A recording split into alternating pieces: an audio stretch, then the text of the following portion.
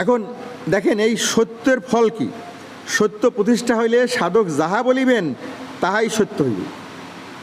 তাহলে ফল হলো যে আপনি যা বলবেন তাই হবে। উদাহরণ কি? তিনি রুগীকে রোগমুক্ত হও, নির্ধনকে ধন লাভ করো, অভক্তকে ভক্তি লাভ করো বলিয়া আশীর্বাদ করিলে রুগী রোগমুক্ত, দরিদ্র ধনপ্রাপ্ত, অভক্ত ভক্তি লাভে চরিতার্থ হইবে। এখানে দেখেন প্রথমটা হলো রোগ মুক্তির বিষয়, শারীরিক মানসিক, এর সঙ্গে তার জীবাত্মারও সংযুক্তি এখানে আছে। দ্বিতীয়টি সম্পূর্ণ পার্থিব, যার ধন নাই, যার ধন প্রয়োজন তাকেও যদি আশীর্বাদ করে সে ধন লাভ করবে। এরপরে আধ্যাত্মিক গুণ কি? ভক্তি। একজন